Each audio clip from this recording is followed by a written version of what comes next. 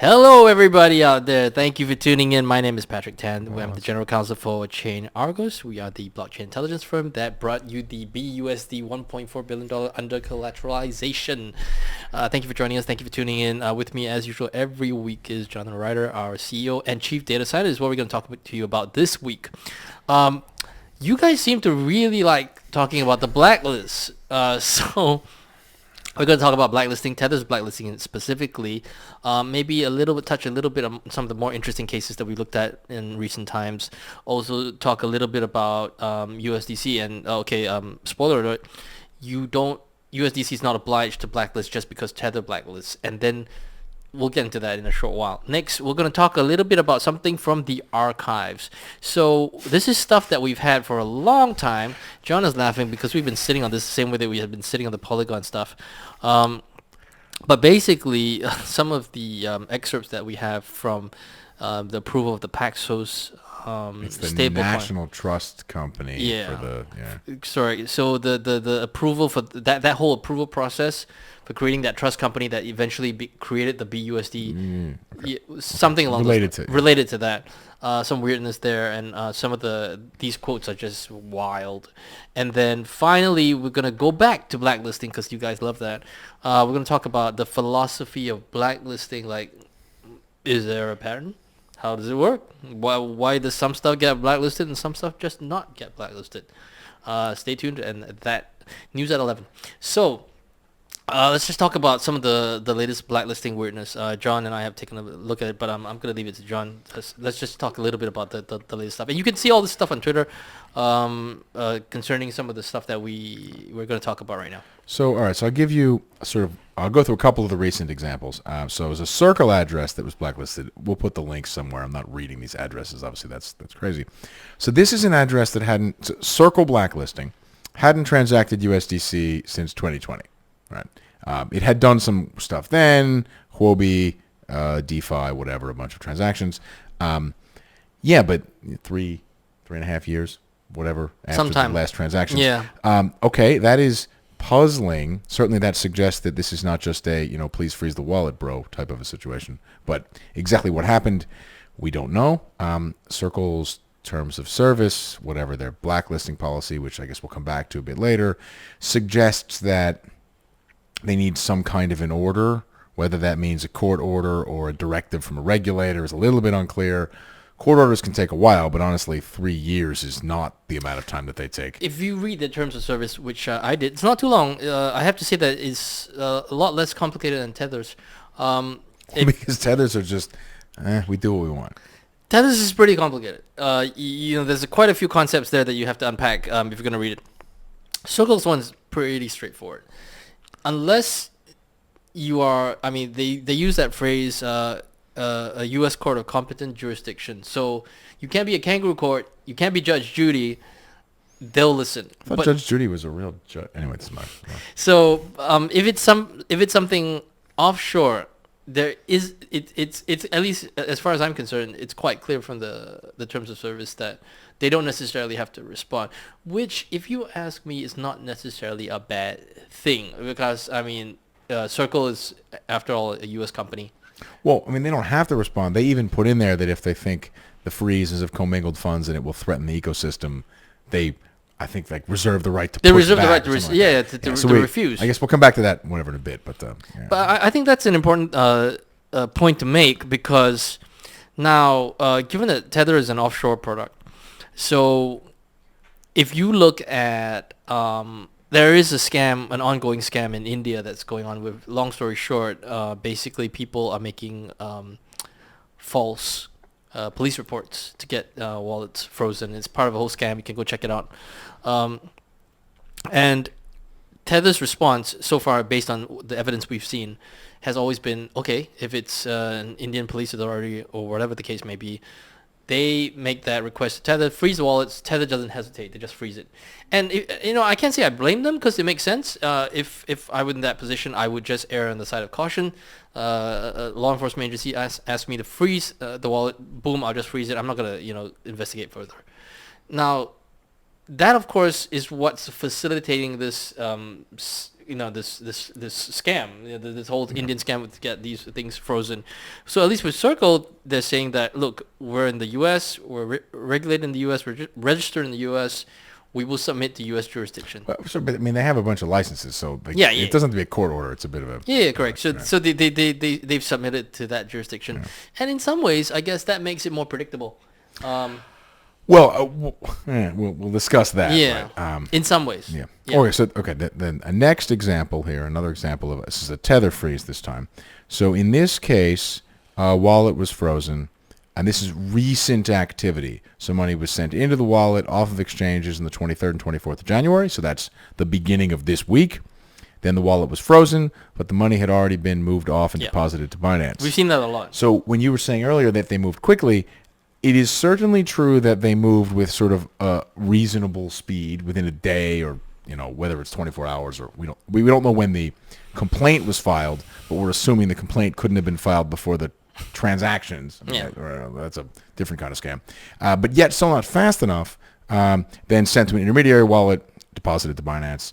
One of those intermediary wallets was active after this particular batch of scam money was deposited. So sort of ongoing activities there.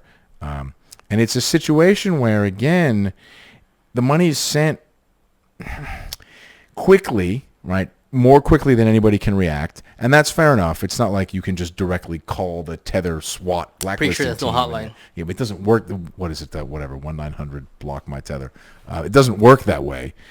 So you're going to have some time, and if things are transferred fairly quickly, and then they have to come back and say, we froze that wallet, but there's no more money there, what do you want to do now?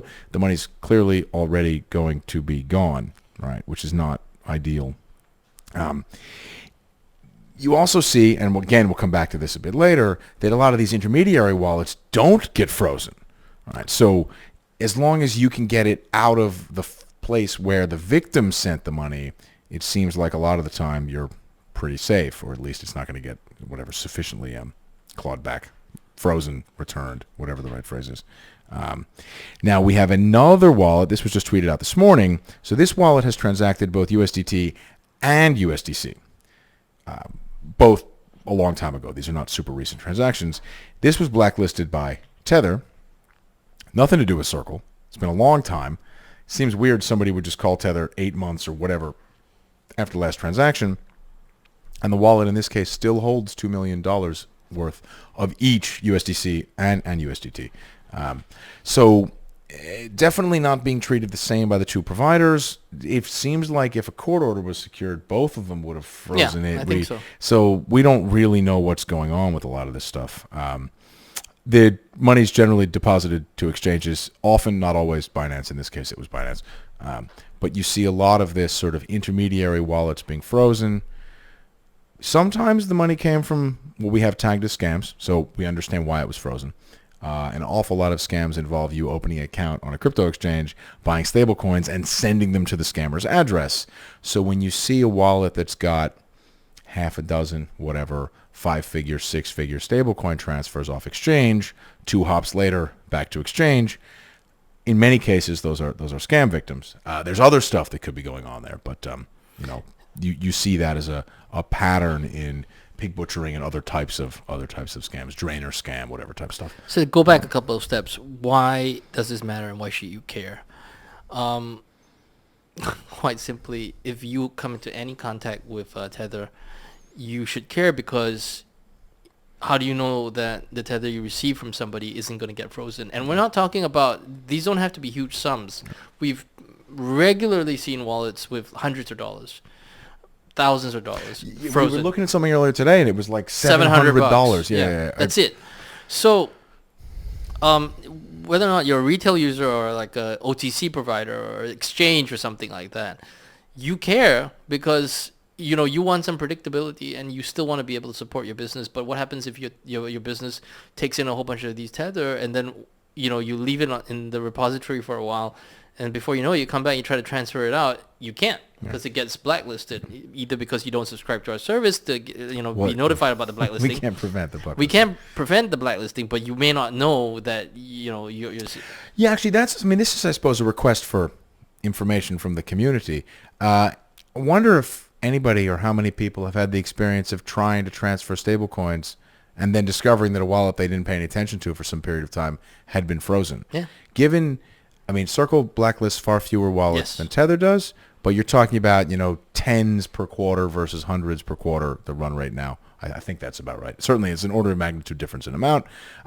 There are surely more than 0 people out there who just discovered that their wallet had been frozen without knowing about it. I don't know. I mean, especially if it's not huge amounts, like you got a couple hundred USDT inside there, and then you just forget about it, which is it is absolutely possible. And then you come back to it. So, well, let's move on. Let's talk about Paxos. Oh, okay.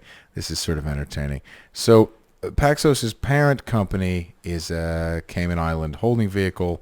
This is all with an interesting name as well. This city. It's a city in Zambia. Is the name of the holding company. Whatever.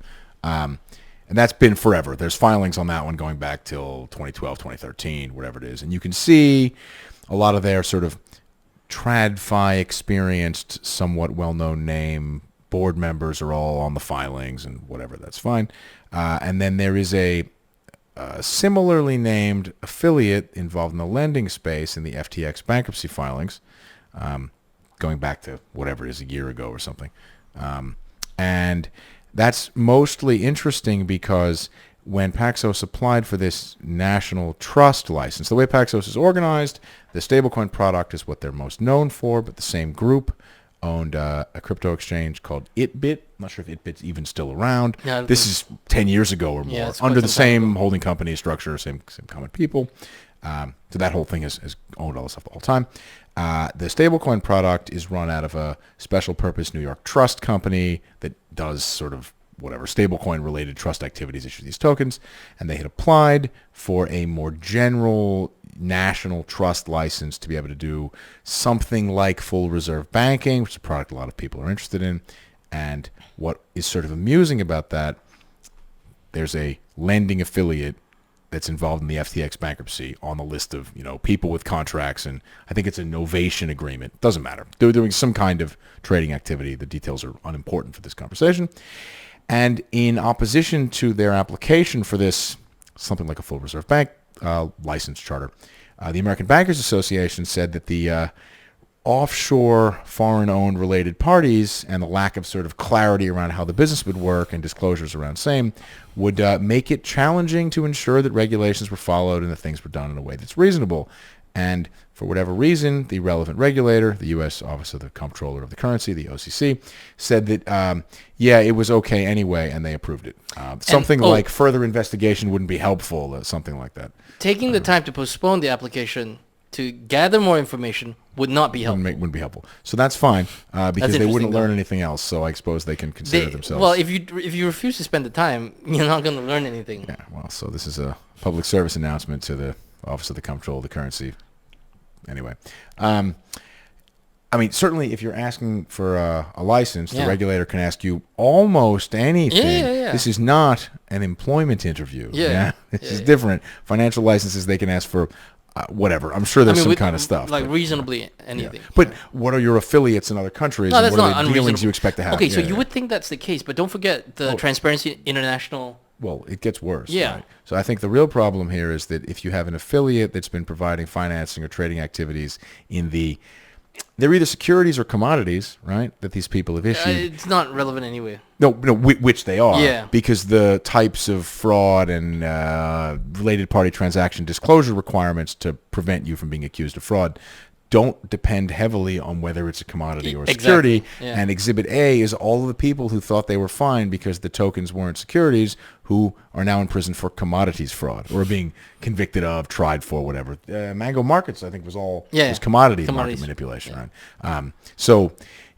Right? That's interesting, and I suspect that we will hear more about some of those details in the not tremendously distant future.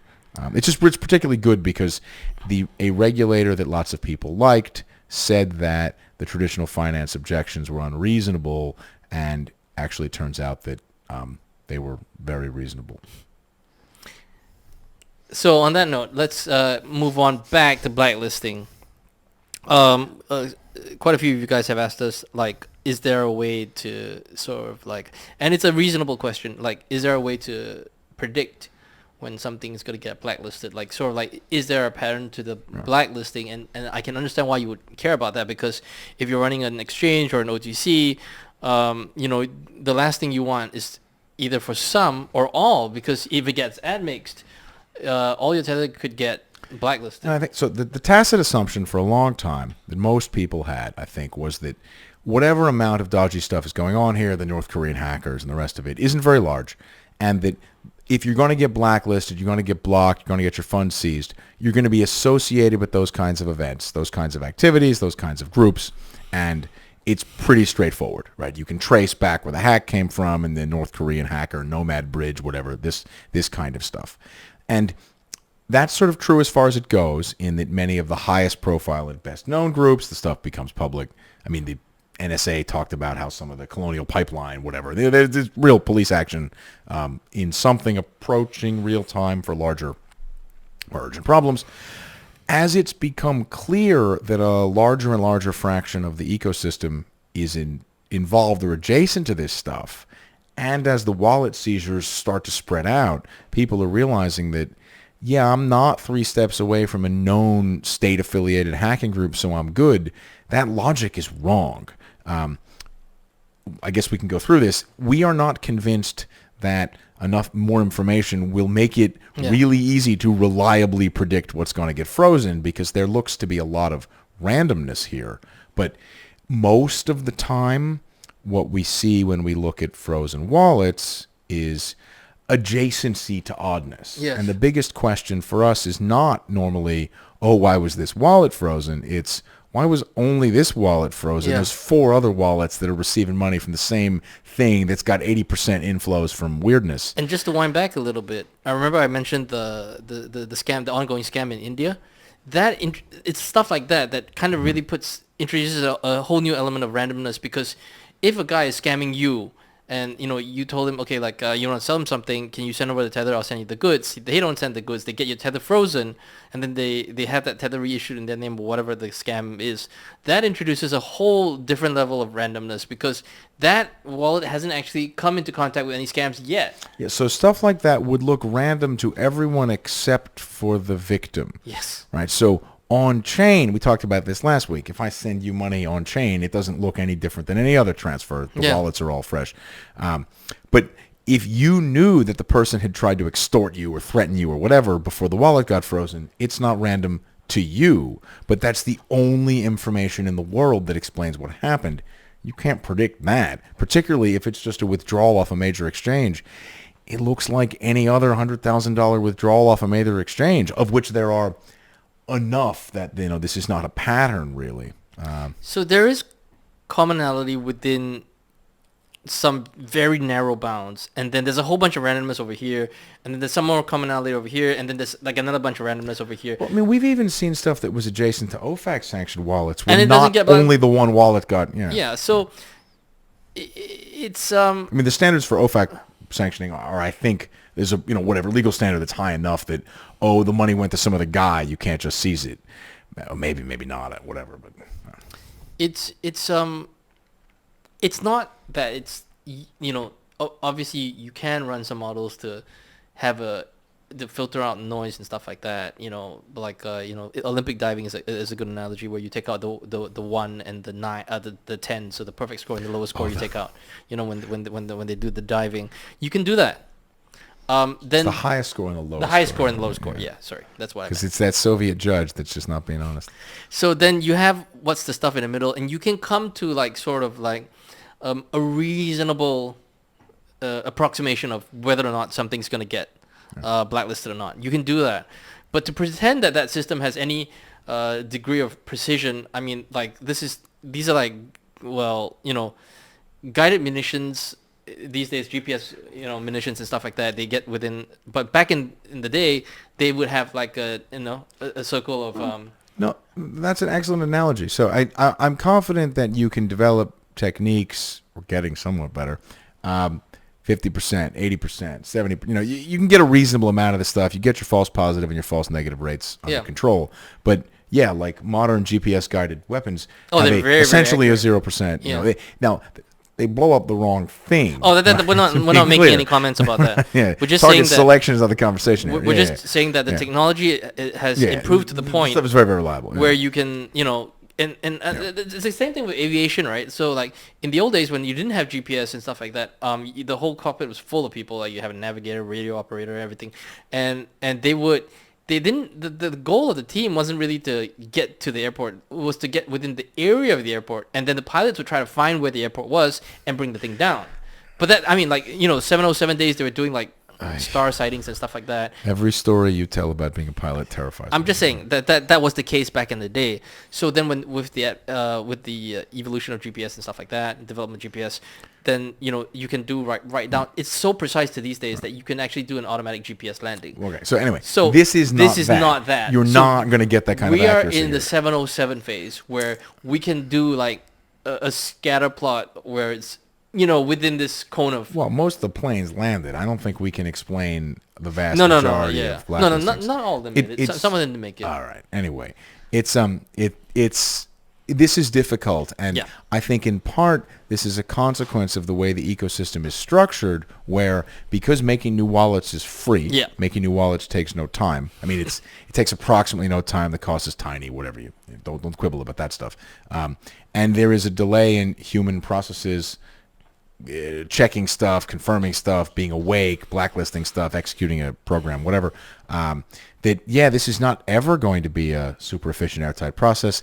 There's manual error. Surely more than zero of the wallets on yeah. these blacklists were not typed correctly. I mean, we've looked up stuff before and thought, I have absolutely no idea why that was blacklisted. I mean, what about the one that was unblacklisted by OFAC not too Yeah, long yeah. ago? That looked like a mistake. That was almost certainly an OFAC mistake, because Yeah, it's still it looked like an administrative error. Actually, I should check if that's been re-blacklisted. Anyway, on that blacklist, that's all we have for you this week. Thank you for tuning in. Thank you for listening. We Try and appreciate get James Spader on the podcast. Yeah. Thank you for all the likes and subscribes. Thank you for watching, and thank you for listening, basically. And you can get this now on Spotify if that's how you consume this content. We appreciate it as well.